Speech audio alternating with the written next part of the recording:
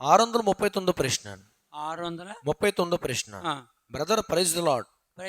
మొదటి తిమోతి 2:15 ప్రకారము, మొదటి తిమోతి 2:15 స్త్రీ శిశు ప్రసూతి ద్వారా రక్షించబడినని వ్రాయబడింది. అవును, దీని అర్థం ఏంటో వివరించండి అన్న. అది స్త్రీ ప్రసూతిని బట్టి రక్షించబడును. స్త్రీ మొదటి తిమోతి 2:15 అయినను వారు స్వస్థ బుద్ధి కలిగి విశ్వాస ప్రేమ పరిశుద్ధతలందు నిలకడగా ఉండిన ఎడల శిశు ప్రసూతి ద్వారా ఆమె రక్షింపబడును. అంటే ఈ లోకంలో ఒక వ్యక్తి రక్షింపడాలంటే శిశు ప్రసూతి అంటే ఒక శిశువు కావాలి కదా. భూలోకానికి ఎవరు కావాలి? ఒక శిశువు కావాలి. ఆ శిశువుని ఎవరు కనాలి? కన్యక. అంటే కన్యక శిశువు. అందుకనే మనకు శిశువు పుట్టెను, మన కుమారునికి ఏం పడ్డాను? ఎలా పుట్టాడు? ఆయన శిశువుగా పుట్టాడు. యెషయా 9:6. యెషయా గ్రంథం 9:6 ఏలయనగా మనకు శిశువు పుట్టెను. అదిగో అంటే శిశువు పుడితేనే ఆ శిశువు ఎవరు?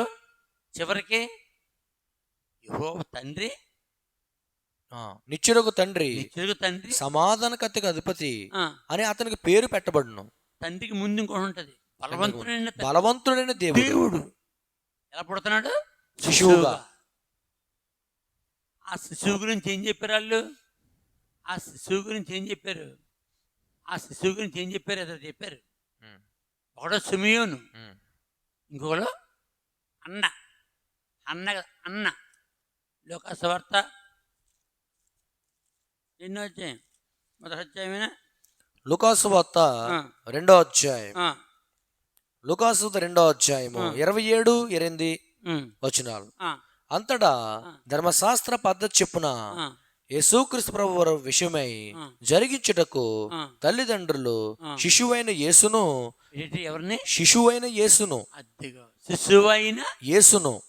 వచ్చాడు, శిశువుగా వచ్చారు. దేని ద్వారా రక్షింపడని చెప్తున్నాడు. మొదటి తిమోతి 2:15 శిశు ప్రసూతి వల్ల రక్షించబడును. ఆడదానికైనా మగుడు. ఆ శిశువు ఎవరు? యేసుక్రీస్తు ప్రభువు. ఇంకేంటి వివరించండి. ఇదిగో శిశువు. మొట్టమొదటి శిశువు గురించి ఎవరు చెప్పారు? యెషయా చెప్పాడు. మనకి శిశువు పుట్టెను, మన కుమారుడు అనుగ్రహించబడు. ఆ శిశువు కుమారుడు భుజముల మీద రాజ్యభారము, ఆశ్చర్యకరుడు, ఆలోచనకర్త, బలవంతుడైన దేవుడు, నిత్యుడగు తండ్రి, సమాధానకర్త అధిపతి అని పేరు పెట్టబడు. ఆ శిశువు పుట్టకపోతే, ఆ శిశువు జన్మించకపోతే ఎవరికి రక్షణ లేదు. ఆ శిశువే యేసు. ఎలా పుట్టాడు? తండ్రి అయిన దేవుని 7 ఆత్మల్లో 3వ ఆత్మ యేసు. శిశువుగా పుట్టాడు. ఆ శిశువు గురించి ఏం చెప్తున్నారు? లూకాసు 2వ అధ్యాయము 27-28 ఎవరైనా చెప్పింది ఎవరు? సిమియోను. 29-32 ఏమన్నాడు అతను? నాదా, ఇప్పుడు నీ మాట చెప్పున సమాధానంతో నీ దాసును పోనిచ్చున్నా, అన్యజనులకు నిన్ను బయలుపరచుటకును వెలుగుగాను, నీ ప్రజలను ఇశ్రాయేలుకు మహిమగాను, నీవు సకల ప్రజల ఎదుట సిద్ధపరిచిన రక్షణ నేను కన్నులారా చూచితిని. అప్పుడు ఆ శిశువు ఎవరు? యేసు ప్రభు. శిశువు ప్రతి పరిశుద్ధి వలన ఆమె రక్షించబడు. మనకు రక్షణ వచ్చింది. అక్కడే అన్న చెప్పొచ్చు. లూకాసు 2వ అధ్యాయము 38 ఆమె కూడా ఎవరు? ఇంకా 31 చదువు. 36 లూకాసు 2:36 మరియు ఆషేరు గోత్రికురాలను పనూయేలు కుమార్తె అన్న అని ఒక ప్రవక్తి ఉండెను. ఆమె కన్యాతో మొదలు 7 ఏండ్లు పెనిమిడితో సంసారము చేసి బహుకాలము గడిచినదై 84 సంవత్సరములు విధవరాలయుండి దేవాలయం విడవక ఉపవాస ప్రార్థనలతో రేయింబగళ్ళు సేవ చేయుచుండెను. ఆమె కూడా ఆ గడియలోనే లోపలికి వచ్చి దేవుని కొనియాడి యెరూషలేములో విమోచన కొరకు కొనిపెట్టుకున్న వారందరితో యేసుక్రీస్తు ప్రభువారి గురించి మాట్లాడుచుండెను. మాట్లాడుచుంది. ఆ, అంతట వారు ఆ, ప్రభు ధర్మశాస్త్రం చెప్పున ఉమ్, సమస్తము తీర్చిన పిమ్మట ఉమ్, గలిలయలో నజరేతున తమ ఊరికి ఆ. తిరిగి వెళ్ళిరి. ఇప్పుడు సిమియోను శిశువుని సంబంధించాడు. అవునా? అవును, అన్న ఎలా సంబంధించింది? దేవుడు. దేవుని కొనియాడి. ఈ శిశువు ఎవరు? దేవుడు. దేవుడు కొనియాడుతుంది. కాబట్టి ఇద్దరు చెప్పిన మాట, మొట్టమొదటి చెప్పింది ఎవరు? యెషయా. శిశువు అని చెప్పారు, దేవుడు అని చెప్పారు. ఆయన ద్వారానే రక్షణ. రక్షణ. ఎక్కడుంది? యోహాను 14:6. యోహాను సువార్త 14:6 నేనే మార్గము. యేసు నేనే మార్గమును సత్యమును జీవమును, నా ద్వారానే తప్ప ఎవడనూ తండ్రి ఎద్దకు రాడు. కాబట్టి యేసెవరు? పరలోకానికి మార్గము మార్గము, సత్యము జీవమునై ఉన్నారు. జీవము నా ద్వారానే తప్ప ఎవరును తండ్రి ఎద్దకు రారు. అంతే. అపోస్తలుల కార్యం 4వ అధ్యాయం.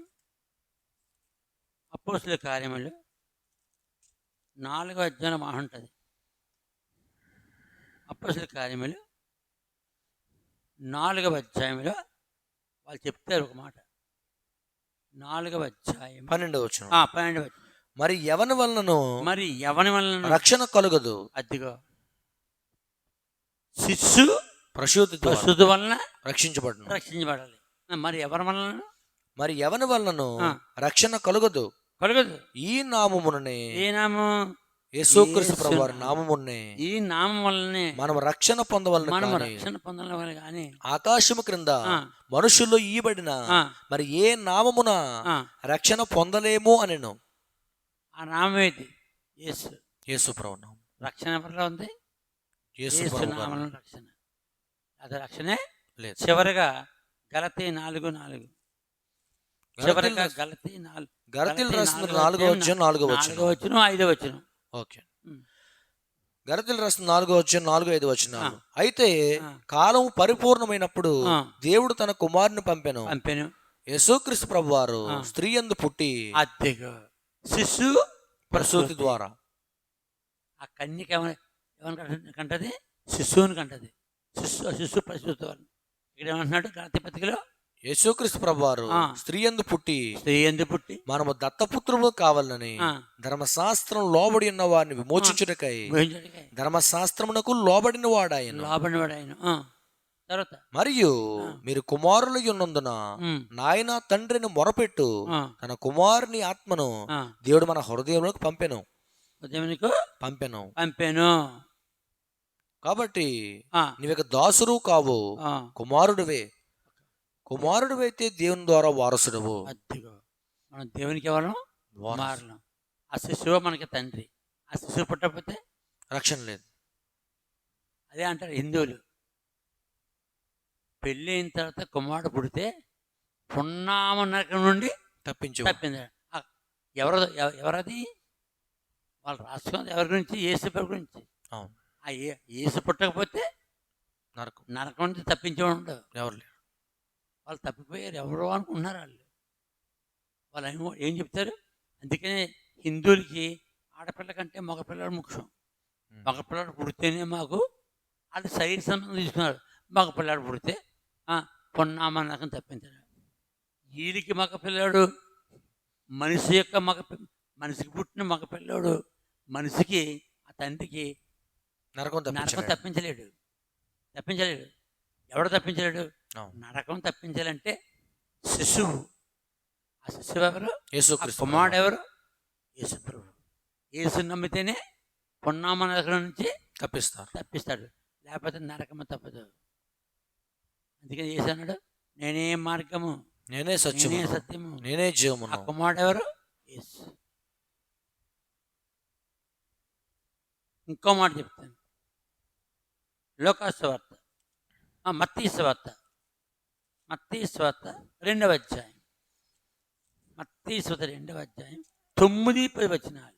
మత్తయి సువార్త 2వ అధ్యాయము 9-10 వచనాలు. ఆ, వారు రాజు మాట విని వారెవరు? జ్ఞానులు జ్ఞానులు వారు రాజు మాట విని బయలుదేరి పోచుండగా ఇదిగో తూర్పు దేశమున వారు చూసిన నక్షత్రము ఆ శిశువు ఉండిన చోటికి మీదిగా వచ్చి నిలుచు వరకు వారికి ముందుగా నడిచాను. వారు ఆ నక్షత్రమును చూచి అత్యానంద భరితులై ఇంటిలోనికి వచ్చి తల్లి అయిన మరియను ఆ శిశువును చూచి అద్దిగో ఆ శిశువు ఎవరైనా యేసుక్రీస్తు ప్రభువా. ప్రశ్న ఏంటి? శిశువు ప్రసూతి వలన రక్షించబడును. ఆ శిశువుని చూశారు మొట్టమొదటి లోకమంతట్లో. ఆయన ఎవరు? శిశువు. వాళ్ళు ఏమన్నారు? వాళ్ళు జ్ఞానులు. ఆ శిశువును చూచి సాగిలపడి యేసుక్రీస్తు ప్రభువాను పూజించి తమ పెట్టెలు విప్పి ప్రపంచమంతలో ఎక్కడన్నా ఎంత గొప్పవాడు పుట్టినా శిశువుకు మొక్కుతారేటి? ఒకరు శిశువుకి మొక్కరు అంటే ఎవడన్నా ఎంత గొప్పడు శిశువు పుట్టినా శిశువుకు మొక్కుతారేటి? మొక్కరు. కానీ ఈ శిశువు మామూలుడు కాదు, దేవుడు. అవును. ఆ శిశువు ఎవరు? దేవుడు. ఎవరు చెప్పారు? యెషయా. అంటే యెషయా చెప్పారు. మామూలు దేవుడు కాదు, బలవంతుడైన దేవుడు. ఇంకంతగానే పని ఇంకెవరికలేదు. యేసెవరు? మహాబలమైన వాడు. ప్రపంచంతో వచ్చినా సరే ఆయన ఓడించలేదు. కాబట్టి ఆ శిశువుని చూచి బంగారము సాంబ్రాణి బోళమును కానుకలుగా ఆయనకు సమర్పించిరి. ఆ శిశువు ఎవరు? వాళ్ళకి అర్థం. ఈ శిశువు బంగారము లాంటి వాడు, గనుడు. రెండోది సాంబ్రాణి. సాంబ్రం అనేవలే నలగొట్టబడతాడు. సాంబ్రం అనే నలగొట్టి అగ్గి మీద వేయాలి. ఆ విధంగా ఈయనకి శ్రమలు వచ్చేస్తే అంతకి సువాసనే ఉంటాడు. మూడోది బోలం అంటే చేదు. ఇంత గొప్పవాడైన శిశువు, ఇంతమందిని రక్షించే శిశువు ఆయన ద్వారానే మోక్షం అయినప్పటికీ ఆయన బోలం అయిపోతాడు. బోలం అంటే చేదు అయిపోతాడు. యేసుప్రభువుని ఎంతమంది చేస్తారు? ఏమన్నారు? సిలువ మీద తెగమంటున్నారు. ఆయన సిలువలో రక్తం కచ్చకపోతే ఇక్కడ పాపక్షమాపణ లేదు. చేదు అయిపోయాడు. ఇప్పుడు ప్రపంచం ఎంతమంది తిడుతున్నారా? ఆయన్ని తిడుతున్నారా? యేసు నమ్మని వాళ్ళందరూ యేసుప్రభువుని తిడుతుంటారు, అసహించుకుంటారు. ఆయన చేదుగా ఉన్నాడు. అయినప్పటికీ ఆయన రక్షకుడు. ఆయనే బంగారం, ఆయనే రాజు. బంగారం దేని చూపెడుతుంది? రాజు. అందుకని యేసు రాజాది రాజు. ఏ రాజు? రాజాది రాజు. రాజు అని కూడా చెప్పాడు. ఎవరు? యెషయా. 3వ పాయింట్లో మొట్టమొదటి పాయింట్ శిశువు. 2వ పాయింట్ కుమారుడు. 3వ పాయింట్ రాజ్యభారం. రాజు. అదే లాస్ట్ చెప్తాడు, రాజులకు రాజు. ప్రకటన గ్రంథము 13వ అధ్యాయం 19వ అధ్యాయం 19వ అధ్యాయము 16వ వచనం. రాజులకు రాజును ఎవరు? యేసుక్రీస్తు ప్రభువు. ప్రభువులకు ప్రభువును అను నామము ఆయన వస్త్రం మీదను తొడ మీదను రాయబడి ఉన్నది. ఎవరు అంటే జ్ఞానులు సమర్పించిన 3 వస్తువుల్లో మొట్టమొదటి ఏంటి? బంగారము. రాజు. ఏ రాజు? రాజులకు రాజు. ఏ రాజు? రాజులకు రాజును ప్రభువులకు ప్రభునే ఉన్నారు. ప్రభు అయి ఉన్నాడు. పాట కూడా ఉంది. రాజాది రాజా రావే రాజ్యమేల రావే రాజులకు రాజువై రావే రావి కోట తేజయేసు రావే. రమ్మని కోరుతున్నాం ఆయన. ఎవరిని? యేసుక్రీస్తు వచ్చేస్తున్నాడు. ఇదిగో వామన మసీదులోకి ఏమైనా వెళ్ళలేదు. చుట్టూ ఏం పెట్టారు? కాపలా సైనికులు. ఇప్పుడు రంజాన్ కాలంలో ముస్లింలు లోనికి వెళ్ళలేదు. పోయిన సంవత్సరం వెళ్ళారు. 2025 వెళ్ళారు. ఆ ముస్లిం అది కట్టింది ఎవరో? ముస్లింలు. ఆ స్థలం ఎవరిది? ఇశ్రాయేలీది. ఆ స్థలం ఎవరిది? ఇశ్రాయేలీయులది. ఎలాగా? అబ్రహాం ఇస్సాకుని అక్కడ బలిని తీసుకెళ్ళాడు. అవును. ఇస్సాకుని తప్పించి పుట్టిల్ని వేశారు. అంటే యేసుప్రభు లెక్క అక్కడ. అంటే ఆ స్థలం మీద ఇప్పుడు వాళ్ళు మందిని కట్టాలి. అందుకని ఆ స్థలాన్ని ఇప్పుడు వాళ్ళు ఏం చేశారు? కాపలా కాస్తున్నారు. ఎవరు? ఇశ్రాయేలీయులు. నిన్న చూశాను నా వీడియో, నా సెల్లో చూడలేదు. ఇంకా ఇంటికి పోయాడు.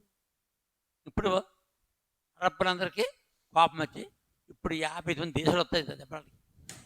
ఇప్పుడు ఉంటుంది అందరినీ జయించి చెప్పాలి మందిరం కట్ట జయిస్తానే ఉంటారు. ఆ స్థలాన్ని ఆక్రమించుకుని ఏడుపు కూడా పక్కన ఉంటుంది. నేను చూశాను 2016లో ఇశ్రాయేల్ దేశం వెళ్ళినప్పుడు ఆ యొక్క మరి వేలింగ్ వాల్, ఏ పర్వతం అది? మోరియా పర్వతం. మోరియా పర్వతం. మోరియా పర్వతం. ఆ మోరియా పర్వతం మీద సొలొమోను మందిరం కట్టాడు. ఆ మందిరం తీసి పారేసి ఓమర్ అనే ఒక ముస్లిం యొక్క శవం అంటే చచ్చిన శవం కప్పెట్టారు. దేవుని మందిరం మీద శవాన్ని కప్పెడతావా అంటే ఎంత అపవిత్రం అది. అంత అపవిత్రం చేశారు. ఇప్పుడు ఇశ్రాయేలు ఏం చేయాలి? మత్తయి 24:15 ప్రకారం మందిరం కట్టి మందిరంలో మెస్సయాన్ని పెట్టాలి. హేయమైన వస్తువు రోబోని పెట్టాలి. మందిరం కట్టకుండా మెస్సయాన్ని పెట్టడానికి లేదు, రోబోని పెట్టడానికి లేదు. హేయమైన వస్తువు మత్తయి 24:15. కాబట్టి మత్తయి 24:15 వచనం. కాబట్టి ప్రవక్త అయిన దానియేలు ద్వారా చెప్పబడిన నాశనకరమైన హేయ వస్తువు పరిశుద్ధ స్థలమందు నిలుచుడు మీరు చూడగానే కాబట్టి చదువువాడు గ్రహించునుగా. చాలు. కాబట్టి మందిరం ఉండాలి లేదా? ఉండాలి. ఇప్పుడు ఉందా? లేదు. ఇప్పుడు ఆ మందిరం మీద ఏముంది? మసీద్ ఉన్నది. మసీద్ అంటే ఏంటి? సమాధి. కబర్. అరబిక్ భాషలో ఏమంటారు? కబర్. దానియేలు సమాధి. కబర్ యోనా సమాధి. కబర్ హోషేయ సమాధి. కబర్ డేవిడ్ అంటే సమాధి. కబర్ దావీద్ సమాధి. కబర్ అంటే సమాధి. ఆ సమాధి ఉంది అంటే రాజు రావాలంటే, రక్షకుడు మళ్ళీ రావాలంటే పరలోకం నుంచి మందిరం కట్టాలి. అప్పుడు మందిరం కట్టడానికి కూడా ఏం చేస్తారు? 2025 వరకు వదిలేశారు. ఇప్పుడు దేవుడు వాళ్ళని నించాడు, ప్రేరేపించి మందిరాన్ని కాపలా కాస్తున్నారు. దేంతో? గణస్థం. ఆ మందిరానికి లోపలికి ఎవరు వెళ్ళాలి? ముస్లిమ్స్ వెళ్ళాలి. వాళ్ళు కట్టుకున్నారు. అది స్థలమేమో ఇశ్రాయేల్ది, మసీద్ ఏమో అరబ్ది. 2 in 1. ఇప్పుడు నువ్వు అని తెలుసుకుంటారు. అప్పుడు ఎవరొస్తాడు? రాజు ప్రభు వస్తాడు. ప్రశ్న ఏంటి? మొదటి తిమోతిలో రాసిన పత్రిక 2:15 ప్రకారము శిశు ప్రసూతి ద్వారా రక్షించబడినని రాయబడింది. కాబట్టి శిశువు ఏంటి? శిశువు లేకుండా రక్షణ లేదు. శిశువు ప్రసూతి అంటే శిశువుని కనాలి. పురటాలు. ప్రసూతి ప్రసవం అంటే పుట్టాలి. ఎవరు ప్రసవిస్తున్నారు? కన్యని మరియా. ఎవరిని ప్రసవించింది? యేసుక్రీస్తు ప్రభువు. శిశువుని. ఆ శిశువు ఎవరు? యేసుక్రీస్తు ప్రభువు. ఆ శిశువు ఎవరు? రాజు ప్రభులకు ప్రభు, బలవంతుడైన దేవుడు, నిత్యుడగు తండ్రి, సమాధానకర్త. ఆయనే శిశువు, ఆయనే కుమారుడు, ఆయనే రాజు, ఆయనే బలవంతుడైన దేవుడు, ఆయనే నిత్యుడగు తండ్రి, ఆయనే సమాధానకర్తకు అధిపతి. మొత్తం 8. యేసుకి ఎన్ని పేర్లు? 8 పేర్లు. ఇక్కడ వీడియో పూర్తి చేస్తాం. అయిపోయింది.